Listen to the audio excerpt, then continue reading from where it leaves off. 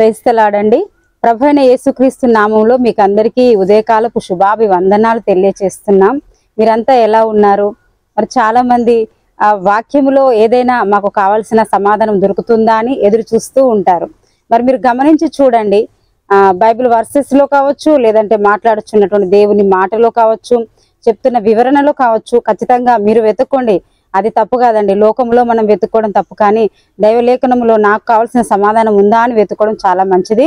ఉదయకాల సమయంలో ప్రతి అరుణోదయం దేవాని ముఖదర్శనం అనే ఆధ్యాత్మిక కార్యక్రమంలో మనం అందరం కూడా వాక్యాన్ని ఎత్తిపట్టి దాని యొక్క సారాంశాన్ని మనం చూసి, వాక్యం సెలవిస్తుంది కదా, యెహోవా ఉత్తముడని రుచి చూచి తెలుసుకోండి అని.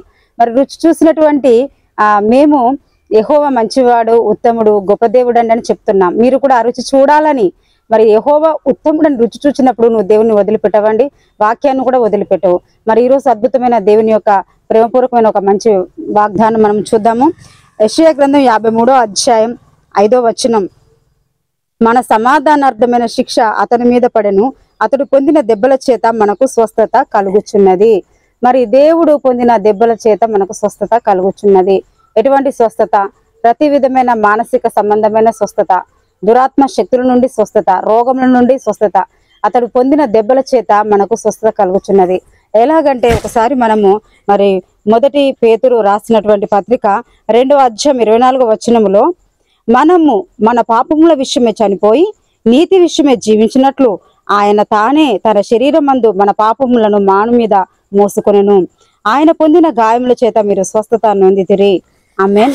చూడండి, యెషయా గ్రంథం 53వ అధ్యాయం అంతా కూడా ఒక సవివరంగా ఆయన యొక్క శిలువ త్యాగాన్ని ముందుగా ప్రవచించిన ఈ ప్రవచన వాక్కులు యెషయా 53వ అధ్యాయం.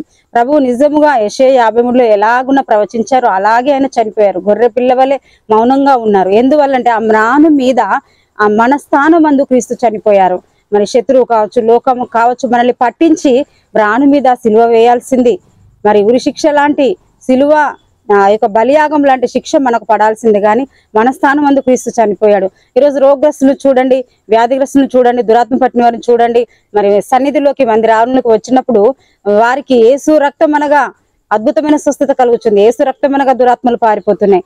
అతడు పొందిన దెబ్బల చేత మనకు స్వస్థత కలుగుచున్నది.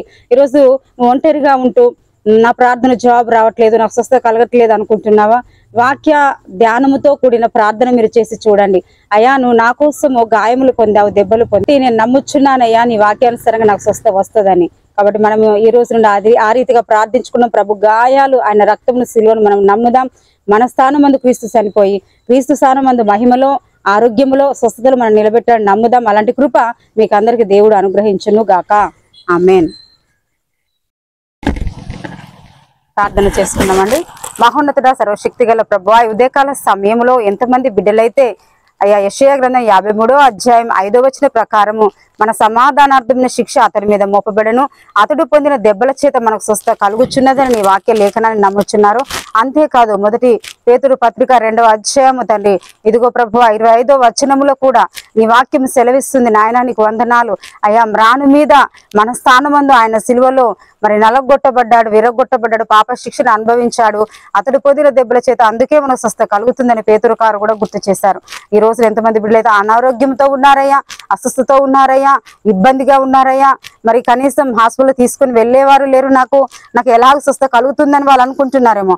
యేసుక్రీస్తు నామంలో ప్రభు గాయాల ద్వారా కలిగే స్వస్థత నీ బిడ్డలందరికీ కలుగును గాక. ఈ రోజు శుభకార్యములు ప్రారంభించిన, పనులు ప్రారంభించిన, వివాహ సంబంధాలు చూసుకున్న, వివాహాలు జరిగించుకుంటున్నా అయ్యా తండ్రి, ఇదిగో ప్రభు ఇల్లు కట్టుకుంటున్నా, బయటికి వెళ్ళుచున్న ఏ పనైనా సఫలవంతంగా ఉండాలి. ఒకవేళ అయా గర్భఫలం కోసం ఎదురు చూస్తున్నా, గర్భఫలము అయా కలిగినప్పటికీ అయా తండ్రి, ఇదిగో ప్రభు డెలివరీ వరకు ఉన్న భయాలు అన్ని కూడా తొలగిపోవాలి. బిడ్డ జీవితంలో అద్భుతాలు జరగాలి, కృప చూపెట్టండి. ఎవరెవరు ఏ కార్యక్రమాల్లో, ఏ శుభ కార్యాలలో ఉంటున్నారో వారందరికీ ప్రభువా మీరు సమీపంగా ఉండి వారి కార్యంలో మీరు ప్రభు పాలు పొంది విజయవంతం చేయండి తండ్రి. సాతాను వారి యొక్క కుటుంబాలు, వారి జీవితాలు తరిమివేయండి. మీరు పొందిన దెబ్బల ద్వారా కలిగే స్వస్థత, అభిషేకం బిడ్డల కుటుంబాల మీద నిలిచి ఉన్నాక ఆశీర్వదించబడదు గాక. మహిమ తెచ్చుకోమని యేసు నామంలో ప్రార్థిస్తున్నాము తండ్రి. ఆమేన్.